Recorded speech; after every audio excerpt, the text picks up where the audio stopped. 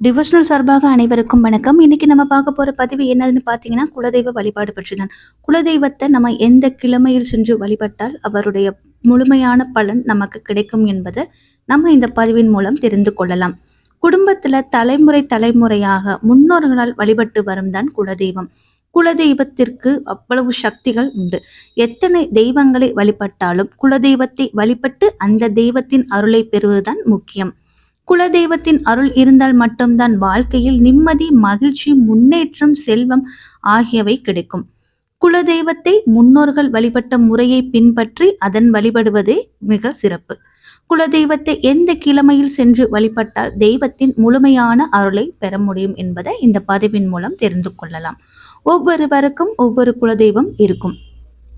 ஒவ்வொருவருக்கும் சில வீட்டில் முருகரை குலதெய்வமாக வழிபாடு செய்வாங்க, சில வீட்டில் பெருமாளை வழிபாடு செய்வாங்க, சில வீட்டில் ஐயனார், கருப்பணசாமி, அந்த மாதிரி ஒவ்வொருவர்களுக்கும் ஒவ்வொரு குலதெய்வங்கள் இருக்கும்.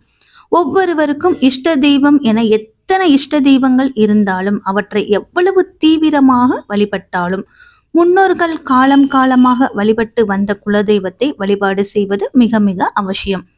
குலதெய்வத்தை முறையாக வழிபட்டு குலதெய்வத்தின் அருளை பெற்றால் மட்டுமே மற்ற தெய்வங்களின் அருள் நமக்கு கிடைக்கும். வாழ்க்கையில் பலவிதமான துன்பங்கள், தடைகள், பிரச்சனைகள் சந்தித்து வருபவர்கள் அந்த நிலை மாற வேண்டும் என்றால் முழுமையாக முறையாக குலதெய்வத்தை வழிபாடு செய்ய வேண்டும். குலதெய்வம் தெரிந்தவர்கள் அதை வழிபாடு செய்யலாம். ஆனால் சிலருக்கு குலதெய்வம் எது என்று தெரியாமல் இருக்கும். அப்படிப்பட்டவர்கள் குலதெய்வத்தை தெரிந்து கொள்ள நினைத்தால் தினமும் பூஜை அறையில் நெய் விளக்கேற்றி வைத்து மனதார வழிபாடு செய்ய வேண்டும். குலதெய்வம் எது என தெரிய வேண்டும் என வேண்டிக் கொண்டு 48 நாள் நெய் விளக்கு ஏற்றி வைத்து வழிபாட்டால் யாராவது உறவினர்கள் மூலமாகவோ அல்லது உங்களுடைய கனவிலோ குலதெய்வம் யார் என தெரிய வரும். அப்படியும் தெரியவில்லை என்பவர்கள் நாடி ஜோதிடத்தில் குலதெய்வ காண்டத்தை பார்த்து தங்களின் குலதெய்வம் எது என்பதை நம்ம தெரிந்து கொள்ளலாம். குலதெய்வம் அருளை பெற குலதெய்வம் கோவிலுக்கு மாதத்திற்கு ஒரு முறையோ அல்லது வருடத்திற்கு ஒரு முறையோ சென்று கண்டிப்பாக வழிபாடு செய்ய வேண்டும். குலதெய்வம் கோவில் வெகு தொலைவில் உள்ளது, அடிக்கடி செல்ல முடியாது என்பவர்கள் வீட்டில் குலதெய்வத்தின் படத்தை வைத்து மிக எளிமையாக அதற்கு பூ போட்டு தினமும் வழிபட்டு வர வேண்டும். அதுவும் முடியாதவர்கள் இன்னும் எளிமையாக தினமும் காலையில் எழுந்ததும் குலதெய்வத்தை மனதில் நினைத்து இன்றைய நாள் நமக்கு சிறப்பாக அமைய வேண்டும் என்று நினைத்து கொள்ளுங்கள். அனைத்தும் நல்லவையாக நடக்க வேண்டும் என்று மனதில் வேண்டிக் கொள்ளுங்கள். கண்டிப்பாக நல்லதே நடக்கும். தினமும் குலதெய்வத்தை மனதார வேண்டிக் கொண்டு தினசரி பணிகளை செய்வதால் குலதெய்வத்தின் அருள் நமக்கு பரிபூர்ணமாக கிடைக்கும். குலதெய்வத்தை வழிபடுவதற்கும் குலதெய்வம் கோவில் செல்வதற்கும் அனைத்து நாட்களும் விசேஷமானவைதான். இருந்தாலும் அமாவாசை மற்றும் பௌர்ணமி ஆகிய 2 நாட்களும் குலதெய்வ வழிபாட்டிற்கு மிகவும் ஏற்றவை.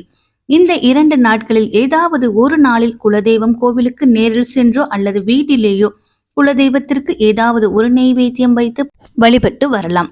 இதனால் குலதெய்வத்தின் அருள் எப்பொழுதும் வீட்டில் நிறைந்திருக்கும். அதே போல் இந்த 2 நாட்களில் குலதெய்வத்திற்கு ஏதாவது நேர்த்திக்கடன் இருந்தால் அதை செய்வது சிறப்பானதாக இருக்கும். கிழமை என்று எடுத்துக்கொண்டால் குலதெய்வத்தை வழிபட்டு குலதெய்வத்தின் பரிபூரண அருளை பெறுவதற்கு ஏற்ற நாள் என்றால் ஞாயிறு மற்றும் வியாழக்கிழமை. ஒருவேளை உங்களின் குலதெய்வம் சிவபெருமானாக அல்லது சிவனுடன் தொடர்புடைய முனீஸ்வரர் போன்ற தெய்வங்களாக இருந்தால் திங்கட்கிழமையில் சென்று வழிபாடு செய்யலாம். முருகனுடன் தொடர்புடைய தெய்வங்களாக இருந்தால் செவ்வாய்க்கிழமை சென்று வழிபாடு செய்யலாம். பெருமாளுடன் தொடர்புடைய தெய்வங்களாக இருந்தால் புதன் மற்றும் சனிக்கிழமையில் சென்று வழிபாடு செய்யலாம். அம்பாள் அல்லது பெண் தெய்வமாக இருந்தால் வெள்ளிக்கிழமை சென்று வழிபாடு செய்யலாம்.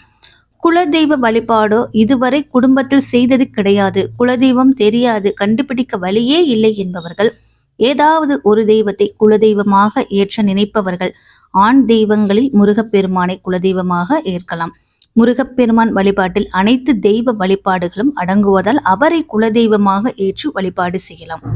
பெண் தெய்வத்தை குலதெய்வமாக ஏற்று வழிபாடு செய்ய வேண்டும் என்றால் காமாட்சி அம்மனை குலதெய்வமாக ஏற்றி வழிபாடு செய்யலாம். காமாட்சிக்குள் 30 தேவர்களும் அடக்கம் 3 தேவியரின் அம்சமாகவும் விளங்குபவள் அவள்தான். ஒருவேளை வைண தெய்வத்தை குலதெய்வமாக ஏற்ப விரும்பினால் திருப்பதி ஏழுமலையானை குலதெய்வமாக நினைத்து வழிபாடு செய்யலாம். அவ்வளோதான் ஃப்ரெண்ட்ஸ், குலதெய்வத்தை நம்ம எந்த நாளில் வழிபாடு செய்ய வேண்டும், குலதெய்வம் யார் என்று தெரியாதவர்கள் எந்த தெய்வத்தை நம் குலதெய்வமாக வழிபாடு செய்ய வேண்டும் என்பதை இந்த பதிவில் நம்ம தெளிவாக பார்த்தாச்சுன்னு நினைக்கிறேன். வீடியோ பிடிச்சிருந்தா லைக் பண்ணுங்கள். நன்றி, வணக்கம், தேங்க்யூ.